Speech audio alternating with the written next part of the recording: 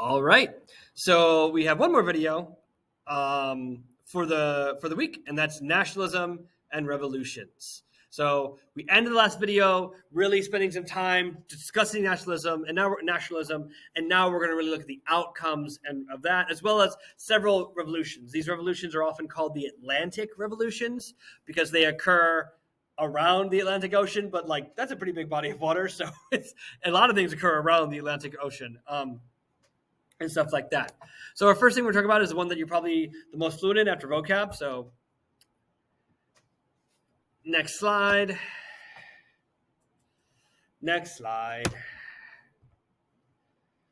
So now we're going to talk about the American Revolution. And so the American Revolution is something that AP never talks about so much because they don't want you to we don't want to double dip because you have a whole class you can take about that next year, and they really want you to take an American history class. So the gist of what you need to know is that in the context of the other revolutions we're going to be talking about, is the American Revolution was a political revolution that was not socially disruptive. That the people who were in charge of America at the end of the revolution are not that much different from the people who were in charge of America before the revolution, okay? That there's this tension that grows between the merchant population of the English colonies and the mercantile policies of the British. So what that means is that's like kind of the first issue they have, is that American merchants want to sell to broader markets, and the British are mercantilists, so they don't let that happen, right? The Americans definitely smuggle. There's a lot of smuggling going on. But also the remoteness that between the colonies and Britain also led to a great deal of political independence. That these colonies were in a lot of ways politically self-sufficient. They didn't depend on the British to control them. In a lot of ways, they started as private enterprises, like the Massachusetts Bay Company and other charters, the Virginia Charter. These were private enterprises that eventually developed like political identities and were functionally autonomous, right? They didn't depend on the British for like internal stability. They depended on them for protection from the French. They depended on them for protection from the Native Americans. But so when the colonists eventually decide to revolt, and it's not a majority of colonists that are in support of revolution either, but a third are in support of revolution, another third are ambivalent, and the other third are like, no, it's kind of like we benefit from being a part of the British system. They draft their complaints in the Declaration of Independence. The Declaration of Independence is like steeped, doused, soaked with Enlightenment ideologies, right? So the Enlightenment is a very important cause of all the four of these revolutions we're going to be talking about in this video.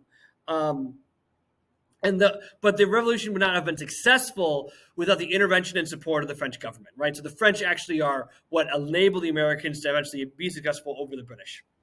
The next revolution we're talking about, speaking of the French, we have this one thing just dapped in there. There are like a few of these in this one.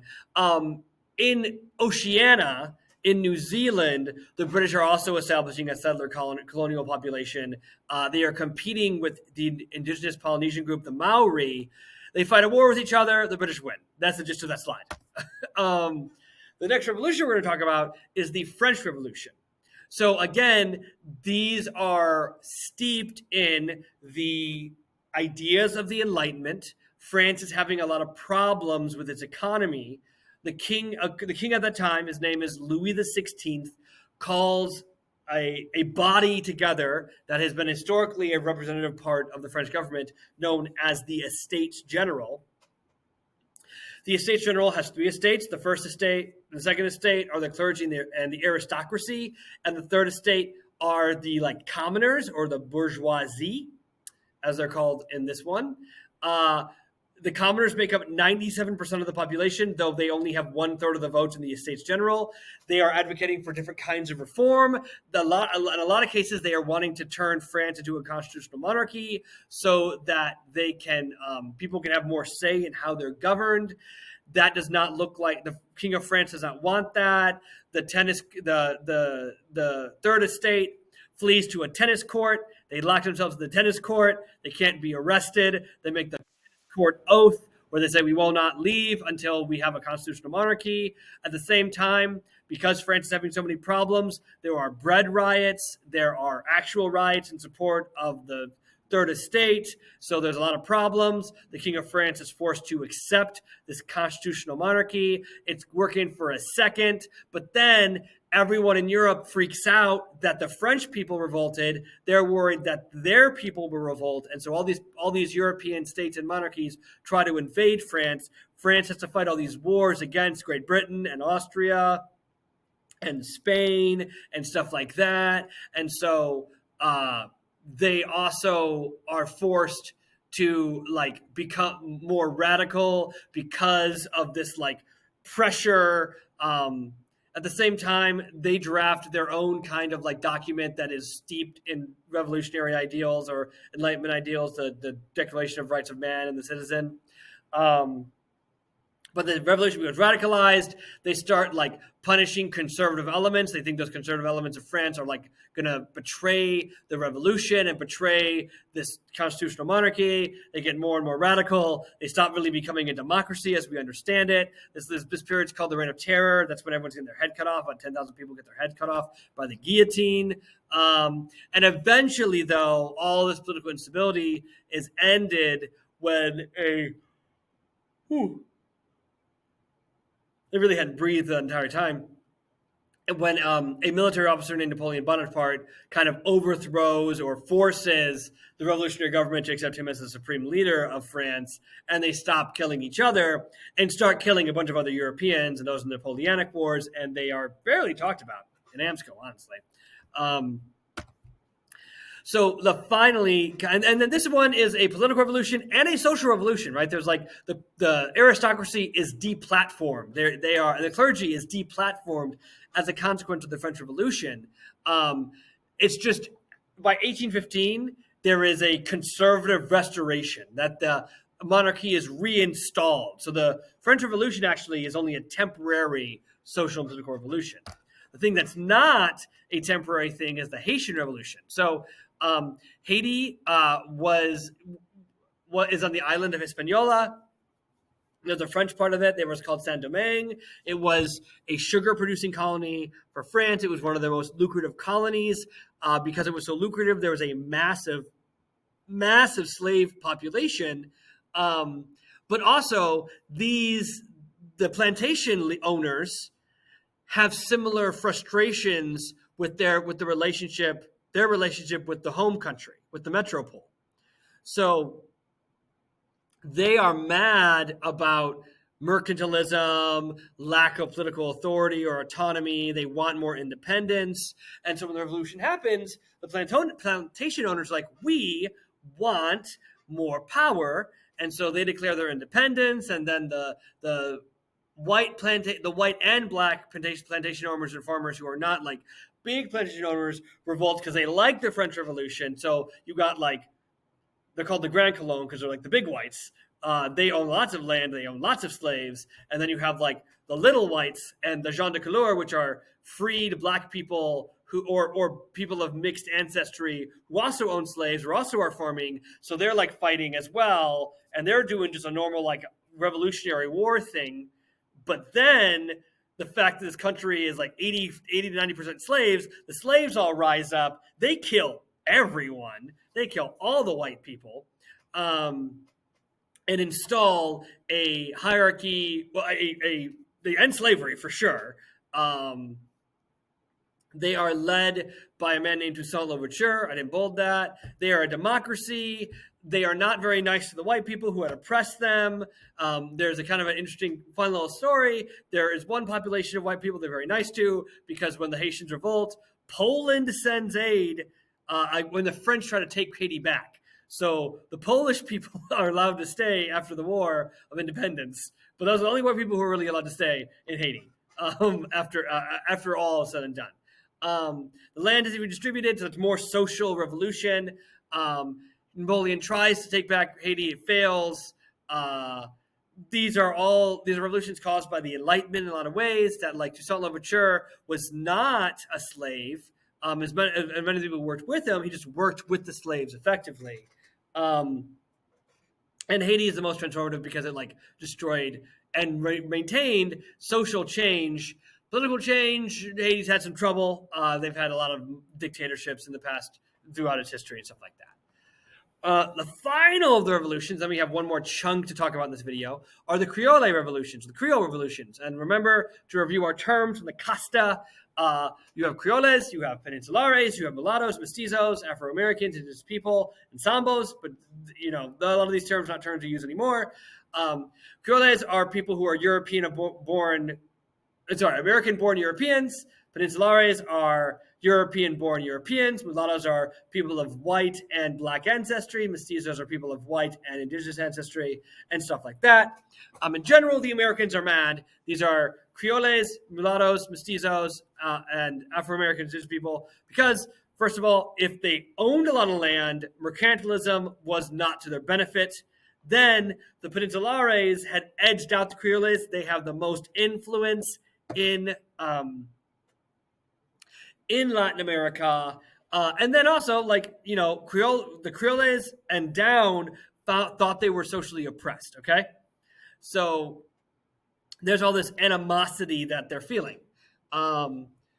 Now, when the French Revolution happens, and specifically when Napoleon starts kicking out everybody's butt, there are periods of time where Spain is incredibly weak. And so the Creoles use it as an opportunity to revolt against the Spanish. They are ultimately successful, led by a man named Simon Bolivar.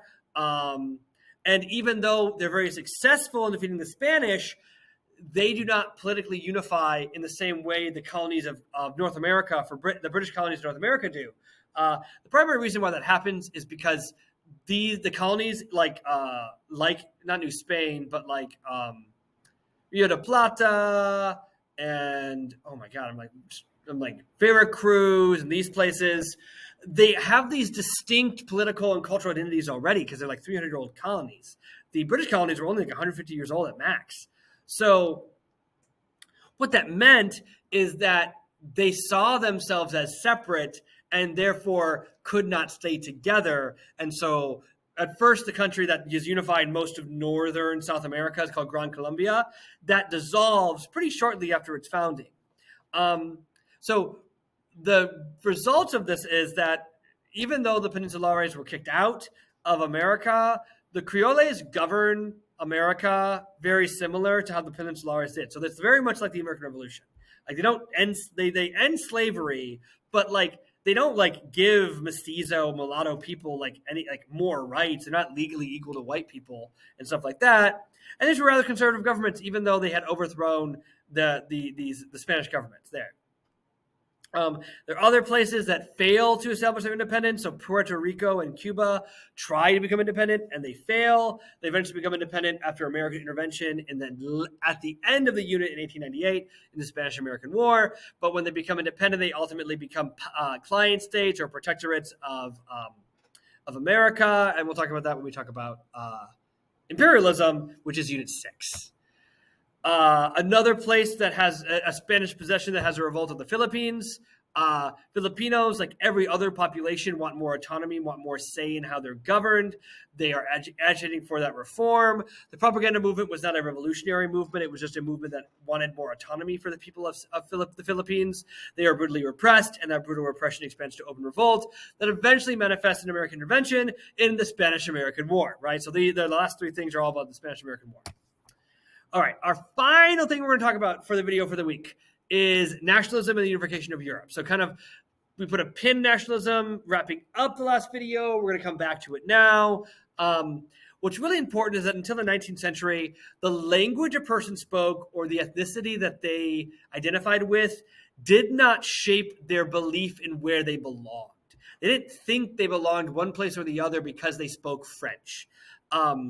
During the 19th century, that changes, that people begin to believe that because we all speak this language, that we belong as a part of one nation. And these feelings and identities became most prevalent in places where those nations did not pre-exist. So one of those places would be Italy, that Italy had not been politically unified since 800 CE. And so there were people who spoke Italian who identified themselves as Italian, and specifically with Italy, it's very linguistically diverse. It's Southern Italian, Northern Italian, Alpine Italian, Sardinian Italian. All are like they're intelligible, but they're pretty different. They're pretty different. The guy who's typically given the face of Italian unification is the man named Count di Cavour, and he was with Sardinia Piedmont, which is an island on the coast of Italy. And he's like the primary catalyst, right? So the Italian peninsula itself was a bunch of little states that had like a client state relationship with these larger European states like France or Austria-Hungary or the papacy or the papal states. And so how de Cavour was able to kind of maneuver himself into Sardinia Piedmont into position to unify Italy was by appealing to the self-interest of these larger European states, specifically France. Count de Cavour was able to convince Napoleon III, who was this guy who was a grandson or grandnephew of Napoleon, who was leading France as a dictator at the time, to invade Austria-Hungary. When they invade Austria-Hungary, the Italians try to like expand their influence and stuff like that. They're relatively successful, and then there's like this huge like kind of spreading of nationalistic fervor in the Italian peninsula that uses the writing of a man named Giuseppe Mazzini, and then also collaborating with another Giuseppe Garibaldi, that eventually these European states that have a lot of influence are kicked out of Italy, and Italy is politically unified. Germany experiences something very similar. Germany was probably more like distinct when Napoleon conquered them in the early 19th century. German identity became associated with like, we were oppressed by the French. The chancellor of the state of Prussia, not Russia, those are two different countries, named Otto von Bismarck. He was able to unify all these tiny Germanic states and eventually take control of bigger chunks of the German-speaking Central Europe under his influence. He also used this concept realpolitik, and realpolitik is just like seeing every state as like self-interested. So like, if they're your ally, they're not your ally because they like you. They're your ally because they believe that being your ally benefits them. So that's like the thing that defines realpolitik. And so Bismarck is able to appeal to or manipulate the interests of other countries to create opportunities for him to expand Prussia's influence, and eventually Germany is unified under Bismarck's politicking. And I'm pretty sure all the three of us could talk a little bit more about how both of these guys use realpolitik in a more cogent sense. I just don't want to make the video too much longer. Because our last slide, yes.